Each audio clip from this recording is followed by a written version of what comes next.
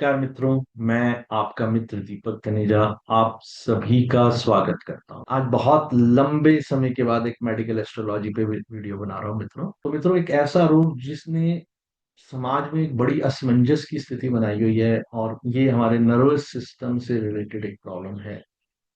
इसका आधार मैं आपको अभी मेडिकली जो साइंस कहती है उसके साथ साथ जो मेरी ऑब्जर्वेशन, जो मेरी अंडरस्टैंडिंग है, और जो मेडिकल एस्ट्रोलॉजी में मेरे जो आज 15 वर्षों की जो मेहनत है उसके निचोड़ के तौर पे मैं आपको बताता हूँ। Conditions that can cause hallucinations।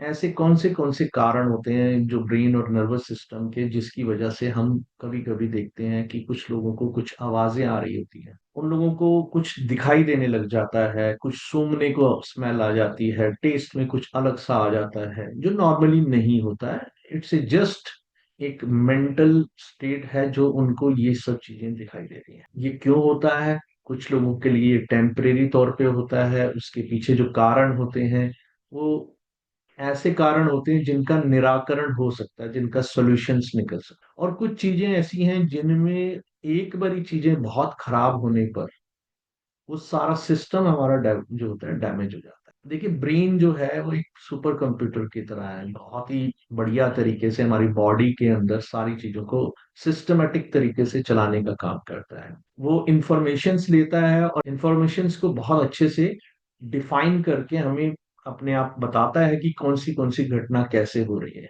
When we are healthy हमें किसी भी टाइप की कोई प्रॉब्लम नहीं होती है। जब हम हेल्दी नहीं होते हैं, जब हमारे को कोई साइकोलॉजिकल, इमोशनल या नर्वस सिस्टम रिलेटेड कोई इश्यूज आ जाते हैं, या कोई इंजरी हो जाती है, या कोई ट्रॉमा हो जाता है, या कोई डर बैठ जाता है, तो वहां से हमारी लाइफ में चीजें बदलने लग जाती हैं। आपने मेरे वीडियोस देखे होंगे, एक टिनिटस पे है जो कानों में विस्लिंग टाइप की साउंड है। एक पोस्ट ट्रॉमेटिक सिचुएशंस होती है मेंटल हेल्थ की, वो भी आपने मेरा वीडियो देखा होगा।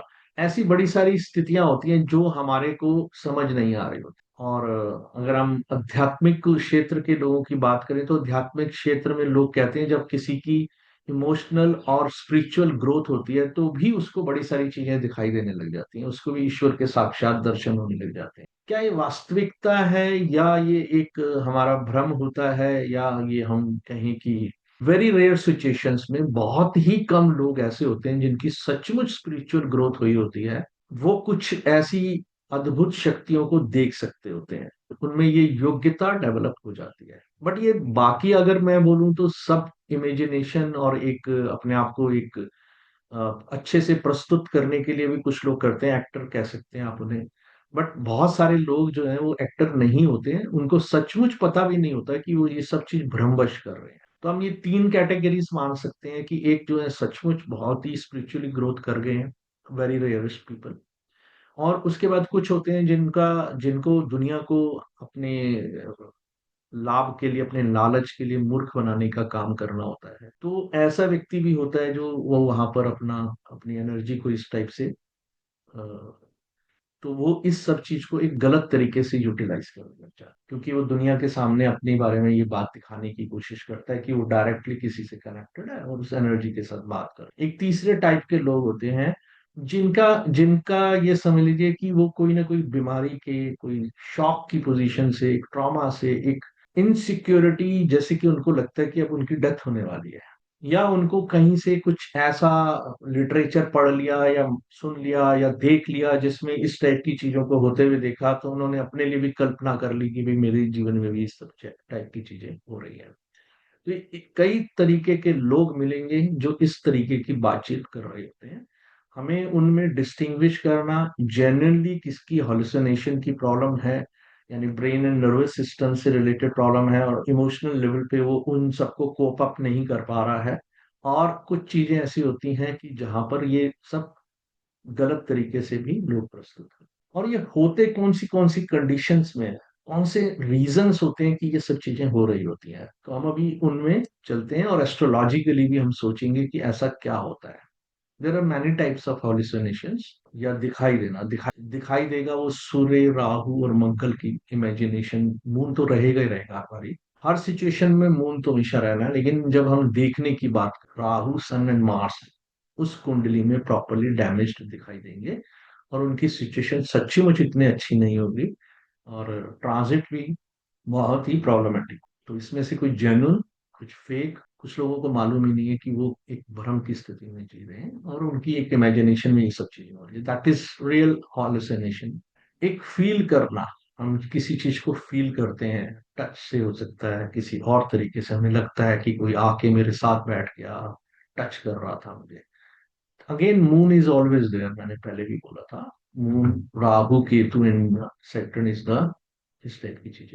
अब कभी कभी कुछ लोगों को कुछ आवाजें आना, घंटी की आवाज आना, मंदिर की घंटी की आवाज आना, किसी कोई जैसे ओम की, या किसी के अपने ही कोई आध्यात्मिक जो होते हैं शब्द होते हैं, उन शब्दों का उनके कानों में उच्चारण होते हुए सुनाई देना, ये हॉल्यूसिनेशंस के केसेस में Jupiter, mercury, Rahu Ketu and moon का कॉम्बिनेशन रहता है। समटाइम्स इट्स स्मेल, हम सूंघते हैं कुछ चीजें जो रियल नहीं, हमें हमें लग रहा है कि हो रही हैं, वो स्मेल है, बट दूसरे सब जितने लोग वहां होते हैं उनको बड़ी हैरानी होती है इस व्यक्ति को कहाँ से ऐसी स्मेल आ रही है। तो ये इस टाइप की जो सिचुएशन होती है, again moon, Rahu Ketu and Mercury is the reason, इसके कारण से ऐसा होता है। एक टेस्ट, जब हमारे को टेस्ट, किसी चीज का टेस्ट आने लग जाए, that is moon Rahu Ketu से होता है। जो कि रियल में ऐसा कुछ नहीं होता, वहां पर कोई इस टाइप की चीजों में नहीं इन्वॉल्व होता। जो ऑडिटरी हॉल्यूसिनेशन जो होती है, वो हमें अलग अलग तरीके की आवाजें सुनाई देती हैं। चंद्रमा बहुत इंपॉर्टेंट रोल प्ले करता है, मैंने अभी बताया आपको। फोर्थ हाउस, ट्वेल्थ हाउस जो होते हैं, इनके लॉर्ड जो होते हैं, कंप्लीटली जब तक डिस्ट्रॉयड नहीं होंगे, ये चीज आपको कभी भी हॉल्यूसिनेशन वाली नजर नहीं आएगी, आप फील ही नहीं कर। अब ये कभी कभी क्या होता है कि किसी को एक बहुत जबरदस्त डायबिटिक अटैक आता है, सडनली उनकी बॉडी में एक डायबिटिक सिचुएशन क्रिएट होती है और वो बहुत बुरी तरह से डर जाते हैं और उन्हें ये नजर आने लगता है कि अब शायद मैं बचूंगा या नहीं बचूंगा। यानी कि हमारी किडनीज प्रॉपरली काम नहीं कर रही होती, किडनीज की फंक्शनिंग में डिस्टरबेंस आ जाती है, तो ये उनको अपने मृत्यु का भय नजर आ रहा होता है। तो उस सिचुएशन में ये सब चीजें होती है। आपको जुपिटर, वीनस और सैटर्न से डैमेज होंगे, और राहु केतु और मून भी अफेक्टेड होंगे उस कुंडली में, तो आपको ये दिखाई देगा। और आप ये देखेंगे कि उनके ब्लड का जो शुगर का लेवल है, सडनली एकदम से बहुत बड़े लेवल पे जंप कर जाता है, मतलब इट इज ओवर 600 मिलीग्राम पर डेसीमीटर जो होता है वो आ जाता है। ये इस सिचुएशन में इंसान की जो डायबिटिक सिचुएशन होती है वो बहुत बढ़ जाती है। एक्सट्रीम थर्स्ट की सिचुएशन रहती है, प्यास बहुत लगती है, फीवर, कंफ्यूजन और एक हॉल्यूसिनेशन जैसी स्थिति होती है। होती बड़े कम लोगों में, डायबिटीज वालों में। ऐसा नहीं है कि सभी डायबिटीज वालों को ये प्रॉब्लम आएगी। तो ये इलेक्ट्रोलाइट्स जो होते हैं, ये बहुत इंपॉर्टेंट रोल प्ले करते हैं। तो एक सिजोफ्रेनिया करके एक बीमारी होती है जिसमें हमें अपने आप ही कुछ ना कुछ दिमाग में कुछ अ, आवाजों से आवाजें आने लगती हैं, और जैसे लगता है कि जो हमारे आसपास के लोग हैं कुछ बोल रहे हैं, उनको विजुअल भी होती हैं कभी। डॉक्टर्स भी इसको अभी बहुत अच्छे से नहीं जान पाए हैं कि क्या रीजन है। कभी कभी हमारे जो आसपास का जो वातावरण होता है, ये कहना चाहिए कि कहीं बहुत इंडस्ट्रियल एरिया है, वहां पर अगर हम रह रहे हैं तो वहां की जो केमिकल्स और इंडस्ट्रियल जो गैसेस होती हैं, उनकी वजह से भी कभी कभी होता है। नाले के आसपास रहने वालों को भी बड़ी सारी ऐसी बीमारियां हो सकती हैं। जेनेटिक भी हो सकती है, जेनेटिक होने के लिए ट्वेल्थ हाउस, एट्थ हाउस का रोल बहुत इंपॉर्टेंट हो जाता है। और आप देखेंगे जिनकी जेनेटिक प्रॉब्लम होती है, उनका ट्वेल्थ हाउस और एट्थ हाउस का रोल बीच में जुड़ जाता है। और एनवायरनमेंट बहुत खराब होता है। मैंने कहा ब्रेन की जो हमारी वायरिंग है, जैसे हम न्यूरॉन्स कहते हैं, न्यूरॉन्स की फंक्शनिंग जो है वो डिस्टर्ब हो जाती है। मैसेजिंग जाना और कम्युनिकेशन होना ब्रेन के अपने फंक्शनिंग के अंदर वो डिस्टर्ब हो जाता है। हमारे 12 कार्डियल नर्व्स हैं, उन नर्व्स की फंक्शनिंग में डिस्टरबेंस आ जाती है। ये सब चीजें वहां पर आपको दिखाई देंगी। ये ज्यादातर उन लोगों की लाइफ में होता है जिनके, जो पहले ही चंद्रमा बहुत वीक होता है, ओवर थिंकर होते हैं, स्ट्रेस में रहते हैं, और पूरी तरह से डिप्रेशन टाइप की सिचुएशंस अक्सर बनती रहती हैं उनकी लाइफ में। ये उनको बड़ी जल्दी हो सकता है। पार्किंसंस डिजीज जो होती है, ये एक ऐसी डिजीज है जिसमें बड़े सारे, आधे से ज्यादा लोगों को आपको दिखाई देगा कि वो इस प्रकार के हालुसिनेशंस के शिकार होते हैं, डिल्यूजन्स होती हैं उनको, कुछ ना कुछ अपने आप ही कुछ अपनी कल्पनाएं होती हैं उनको, ऐसी होती हैं जिसके बारे में वो सुन के आप भी हैरान हो जाएंगे। मैंने पर्सनली भी देखा है किसी को, जो है पार्किंसंस, घर के अंदर काफी हाइपर हो जाते थे। इनसिक्योरिटी फीलिंग थी, वाइफ को लेके थी। और कभी सामान कुछ उठा के ऊपर से नीचे फेंक दिया, मतलब 7th फ्लोर से नीचे फेंका, तो नीचे कोई भी हो सकता है और डैमेज हो सकता है। एंड कभी चक्कू लेके पीछे पीछे चल पड़े। बहुत बड़ा टफ टाइम था, बहुत मुश्किल दौर। ट्रीटमेंट डॉक्टर से लेते हैं तो बॉडी में शेकिंग की प्रॉब्लम आती थी, और जब ट्रीटमेंट नहीं लेते थे तो ये वाली प्रॉब्लम बढ़ जाती थी। तो बड़ी डिस्टर्ब्ड लाइफ उस समय चल रही थी। बट जो उसके पीछे को अगर आयुर्वेद की दृष्टिकोण से बोलूं, अत्यधिकवाद। और जो अत्यधिकवाद है ये ओवर थिंकिंग की कारण से आती है। जो लोग बहुत ओवर थिंक करते होते हैं हर समय, ओवर एक्टिव माइंड वाले लोगों के साथ ही आपको देखने को मिलेगा। डिप्रेसिव ओवर थिंकिंग माइंड होता है, वहां ये चीजें देखने। तो इसके पीछे भी बहुत सारे जो डॉक्टर्स हैं वो अभी भी बहुत सारी इस पे रिसर्च कर रहे हैं। उनको भी बहुत इस बारे में कंफर्मेशंस नहीं है, बट जो मैं अपने अनुभव में मैं शेयर कर रहा हूँ, क्योंकि मैंने मेडिकल एस्ट्रोलॉजी पे ही कम से कम 15 से 20 हजार कुंडलियां देखी हैं, जिसमें 100 के करीब तो हमने ये वाली भी इश्यूज जो हैं उनको भी हमने देखा है, उनके ऊपर भी दे थिंक इसमें ब्रेन की जो फंक्शनिंग है वो उसकी गड़बड़ हो गई है। और मैं बता रहा हूँ अत्यधिक बात होती है जब शनि राहु का कॉम्बिनेशन आपको कहीं कुंडली में दिखाई दे, और चंद्रमा कंप्लीटली डिस्ट्रॉयड होता है, तो ये आपको बहुत आराम से दिखाई देगा। डेमनीशिया टाइप की प्रॉब्लम हो जाती है, उनको कुछ याद ही नहीं है, उनको सब भूलने लग गया, लोगों को पहचाना बंद कर देते हैं। और पुरानी बातें, या तो बहुत पुरानी बातें भी याद होंगी, या बिल्कुल कुछ भी याद नहीं होगा अभी 15 मिनट पहले भी क्या किया था, क्या खाया था, क्या था। और ये कुछ लोग इसमें इस टाइप के हो जाते हैं कि इतना खाना खाना शुरू हो जाते हैं कि कंट्रोल से बाहर होता है, और कभी कभी बिल्कुल सूख के कांटा हो जाते हैं। ये दो एक्सट्रीम्स में चल रहे होते हैं। तो आप कहीं पर भी इन कॉम्बिनेशंस को देखेंगे, completely weak destroyed moon and Saturn Rahu का कहीं पर कोई कनेक्शन बन रहा हो, तो that is a complete destroying. Alzheimer, ये बड़े लोगों की एज में जो बूढ़े बुजुर्ग होते हैं उनको हो रहा होता है वहां पर, उनको भी कभी कभी इस टाइप की चीजें, एक भ्रम की स्थिति हो जाती है। एक्चुअली क्या होता है कि एक एज के बाद हमारी बॉडी की जो फंक्शनिंग है वो स्लो डाउन हो रही होती है। हम पहले की तरह फास्ट एक्टिव मूव नहीं कर पाते, पहले की तरह जंप नहीं कर सकते, पहले की तरह हम बड़े बड़े यंग लोगों की तरह के एक्शंस में हम इन्वॉल्व नहीं हो सकते। तो लेकिन हमको ये एक्सेप्टेंस नहीं होती कि हम अब वैसे नहीं रहे हैं।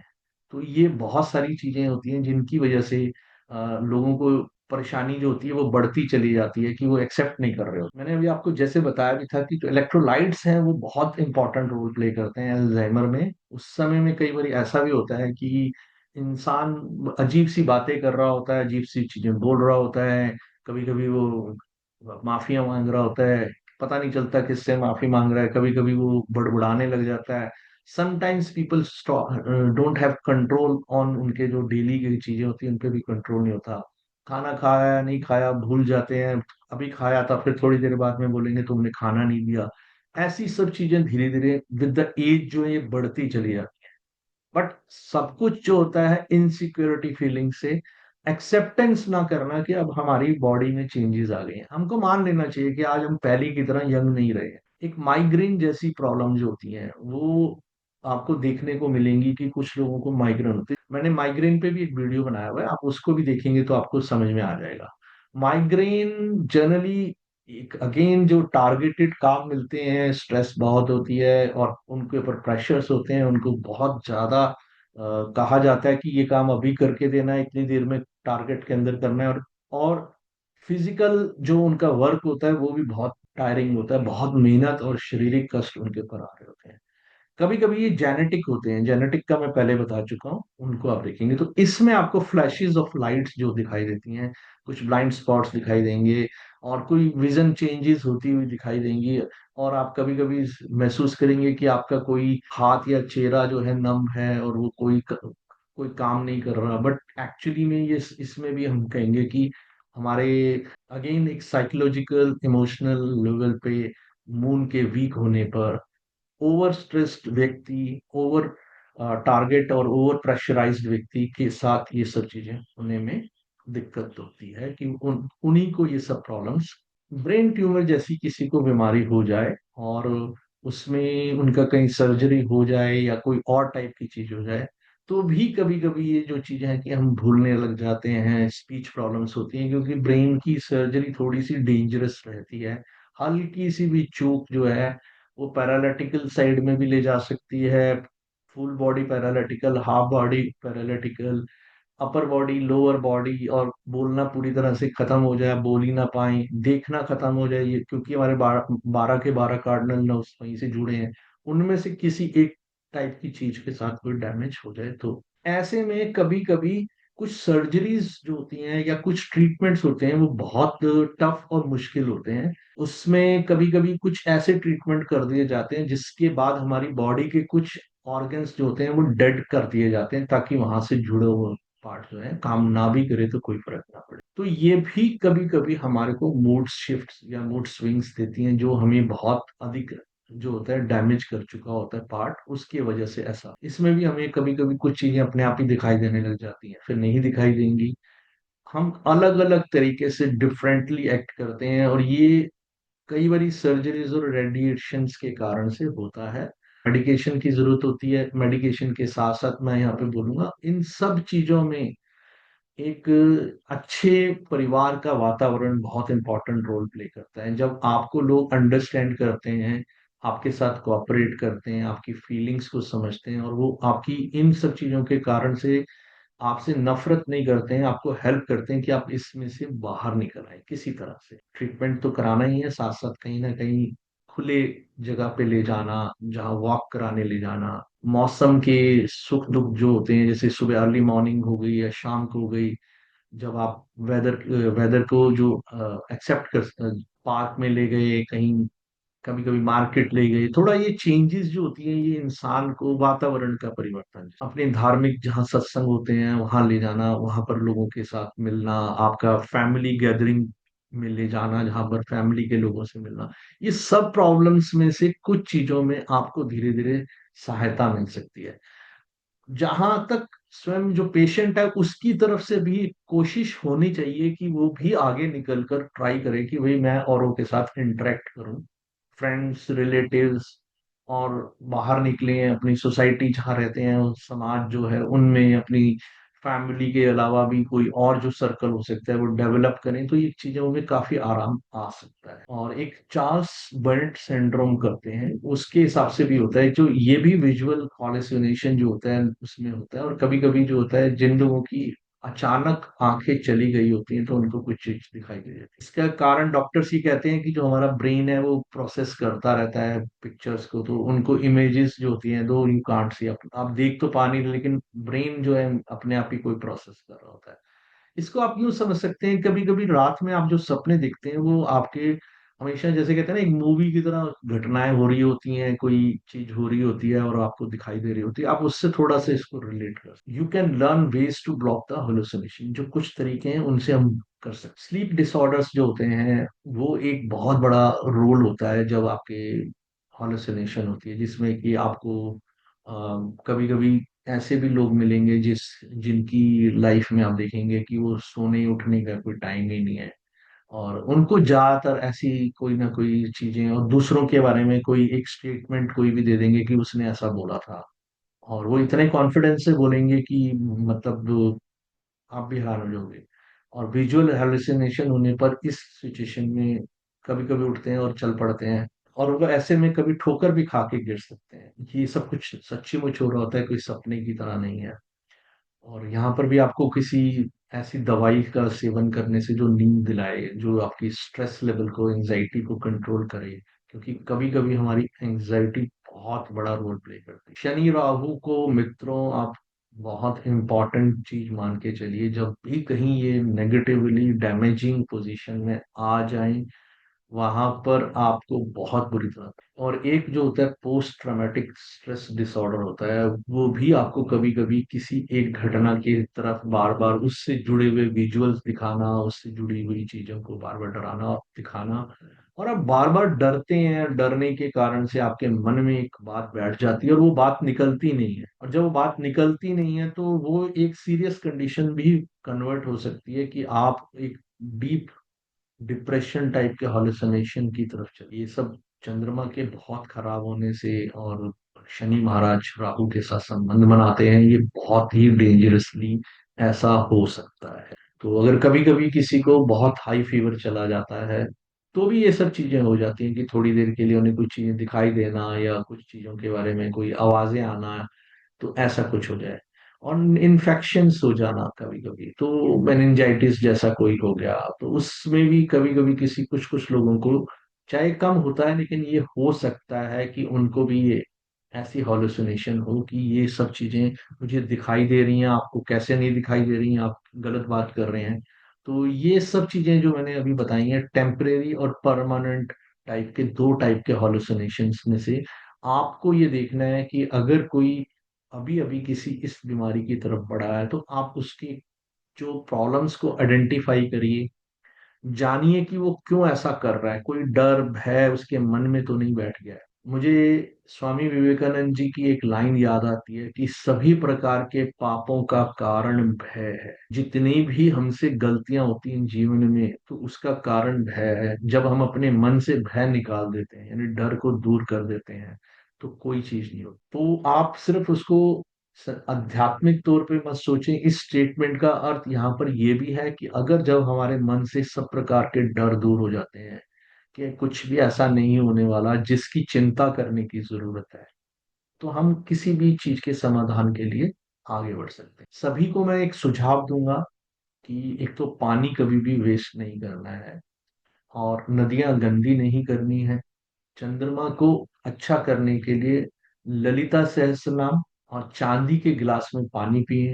रात के समय नहाना नहीं है। सिर की तरफ कभी भी पानी की भरी हुई बोतल, जो खास तौर पे प्लास्टिक में होती हैं, उनको नहीं रखना है। एक और चीज का ध्यान रखिए कि माता समान सभी महिलाओं को हृदय से आदर करें, उनके पैर छू के अपना कार्य शुरू करें, तो आपको चंद्रमा से जुड़ी हुई बहुत सारी समस्याओं का समाधान मिलने लगे। एक और विशेष चीज का ध्यान रखना है कि आप रुद्राभिषेक आदि करके भी अपने चंद्रमा को मजबूत कर सकते हैं। चंद्रमा के बीज मंत्रों का जाप भी लाभ देगा।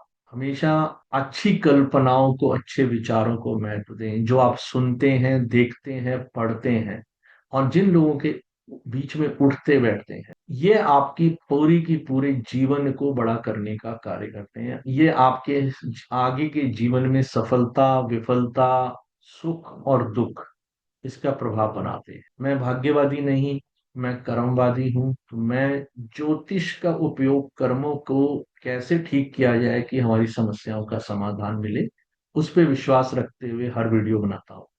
मैं डरपोक, डरा हुआ समाज नहीं चाहता। मैं अपने भाइयों में से किसी को भी हारा हुआ, डरा हुआ नहीं। तो आप सभी के पास एक अपॉर्चुनिटी होती है, और आप ये आप पे डिपेंड करता है कि आप उस अपॉर्चुनिटी के लिए आंख बंद करके बैठे रहते हैं, या आप आगे बढ़ के अपनी जिम्मेवारी लेकर आप। ये नंबर दिया हुआ है मेरा। किसी प्रकार की मेडिकल एस्ट्रोलॉजी या एस्ट्रोलॉजी से संबंधित कंसल्टेंसी हो, या आपको ज्योतिष सीखनी हो, तो सही से ज्योतिष सीखना, ऐसा जिसमें सच्ची मुच वास्तविक कारणों को समझ के, जो root cause of the problem है उसको आइडेंटिफाई करके उसका सोल्यूशन निकालने से हम समस्याओं का समाधान। तो मित्रों, आज के लिए बस इतना ही। फिर मिलते हैं एक नए विषय के साथ। नमस्कार। धन्यवाद।